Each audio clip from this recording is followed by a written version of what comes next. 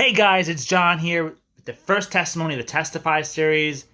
And with the further ado, it's Joel Robinson from Calvary Chapel Palm Harbor, and he's the youth leader down there. Great testimony, so hope you guys enjoy.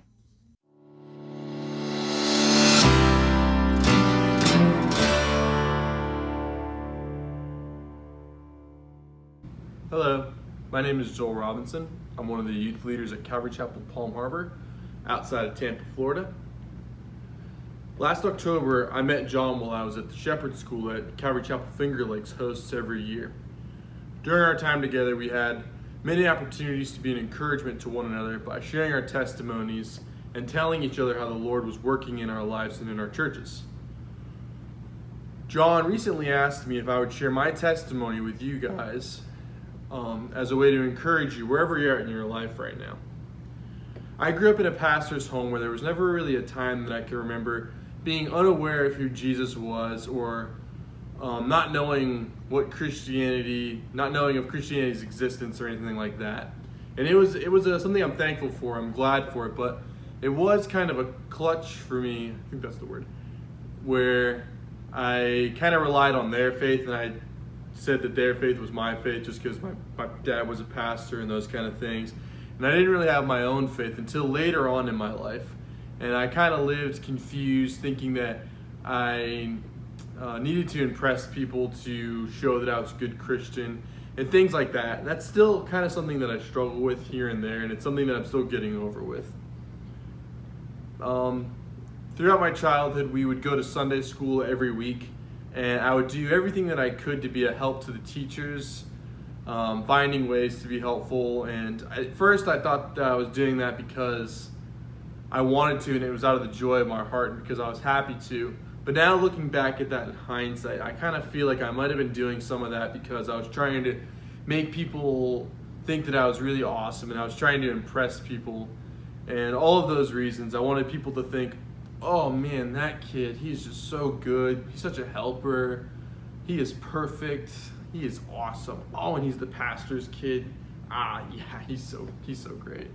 And I was doing that. I didn't think I was, but it seems like now I was, and I regret that. Doing those things kind of made me a little bit different, a little bit odd, weird, I guess. And it wasn't a very good tactic to make friends.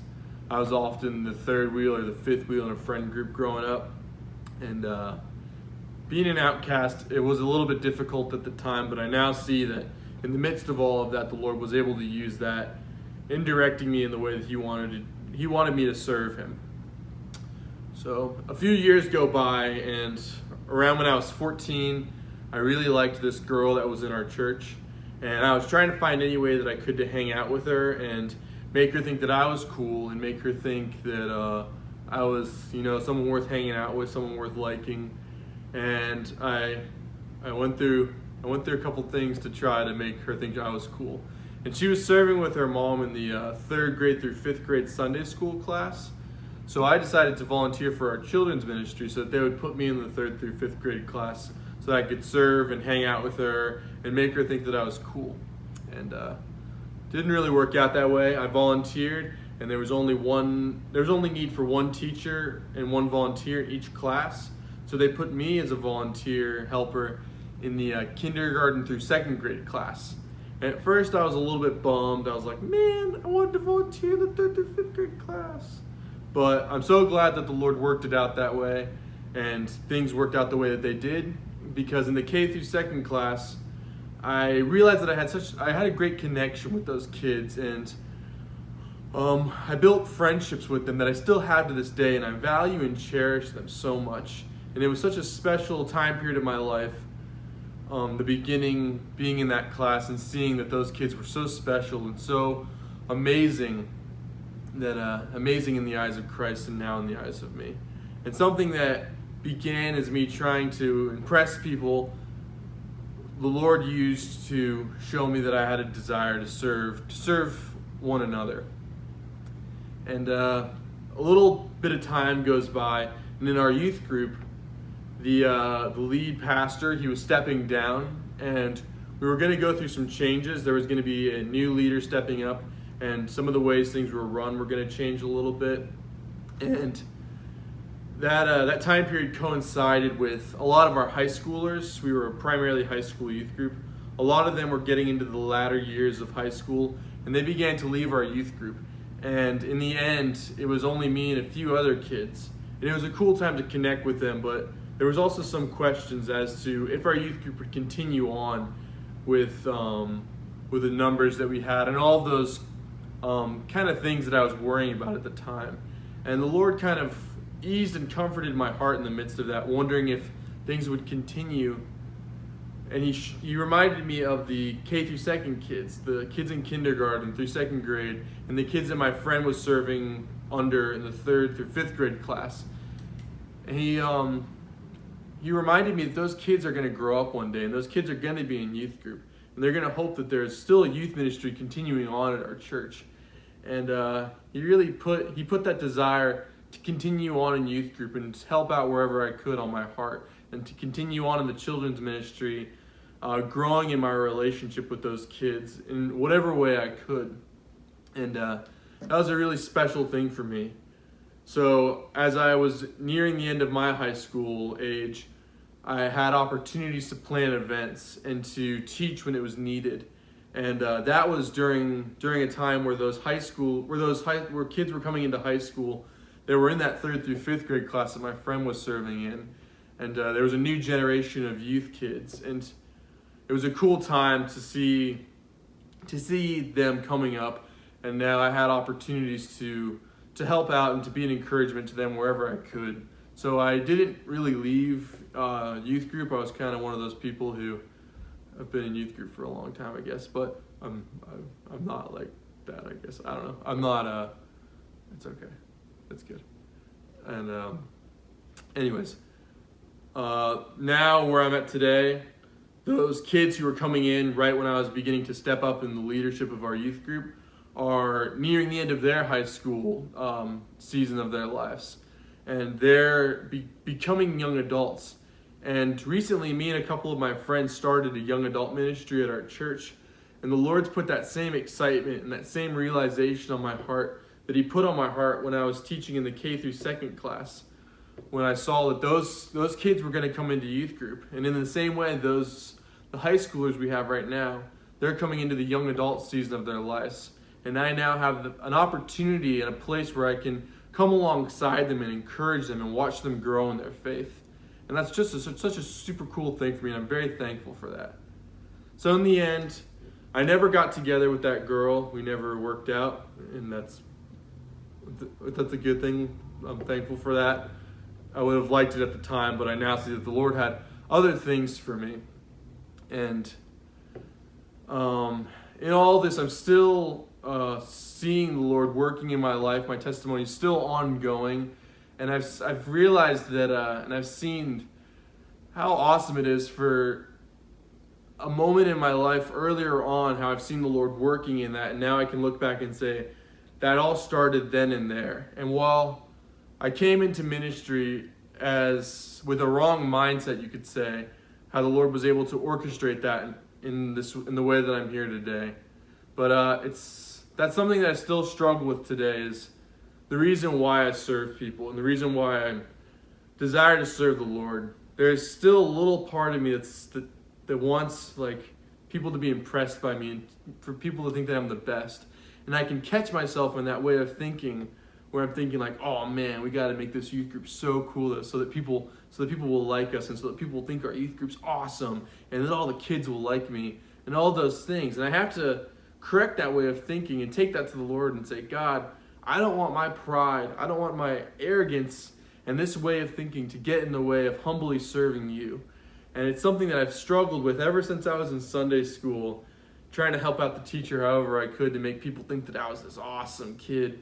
It's still something that I've seen crawl back into my life in times and seasons. And it's something that I pray for the Lord to take away from me often. Just that desire to impress people. I don't want to impress anybody but the Lord. And I want that to be because he has loved me and he's done this for me. And that's the reason why we ought to serve.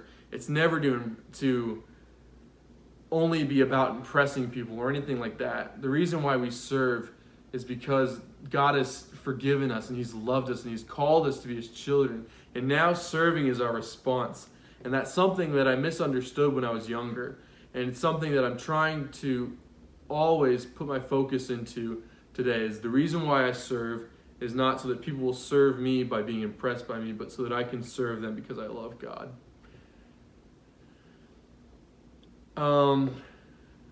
As I was growing up also, there would often be people who would come through our church, and there would be special nights and special times of teaching where people would share their testimonies, and they would always be so dramatic and so impressive, and it was always an amazing story to tell. They would tell of how the Lord rescued them from this place of their lives, and I would catch myself almost being jealous in a way, like, man, I wish I had that story to tell. That's just so cool. Like, I don't feel like my testimonies very much. Like, maybe if I rob a couple banks and then come back to the Lord, then I'd have a story to tell. And sometimes I still catch myself thinking that way as well. Even when John asked me to share my testimony with you guys, I was thinking to myself in like the back of my mind, like, John, are you sure, man? Like, my testimony, it's not dramatic. It's not very exciting. Are you sure? And continuously the Lord has to correct me, and I catch myself thinking that, and I'm like, oh my goodness, why do I still think this way, Lord? Like, I know better than to think that way, but I still catch myself in that way of thinking. But I know in my heart that all of our testimonies are the same, in that we were sinners gone astray. We were sheep without a shepherd. And out of the loving kindness of the Lord, He sent His Son to forgive us. And He's called us to be His sons and daughters if we will gladly take His hand and take His avenue that He's given to us. And in those moments where I think, man, my testimony is not much, what I have to remember is that it's not the details of my testimony that are important, but it's the heart of the Father who rescued me, who has rescued you as well. So as I close this time, my testimony is continuing on. It started as something that I thought I was doing something for the right reason, but the Lord graciously rescued me out of that and is continuing to rescue me and show me that my testimony is ongoing, and the reason why I ought to serve the Lord and the reason why we all should be serving the Lord is because He's loved us in this way.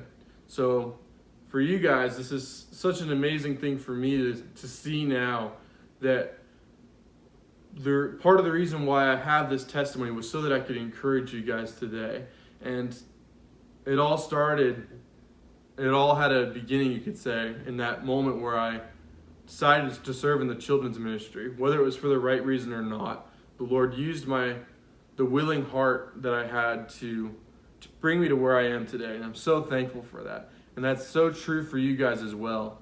The decisions that you make for the Lord today will have an amazing impact on what He's able to do, not only in your lives today, but tomorrow and later on in your lives. And you'll be able to look back and say, serving the Lord was worthwhile. And my testimony is because of God's love for me. And now you can celebrate not only what He's doing in you today, but what He's going to do in you tomorrow. So thanks, guys. Be blessed.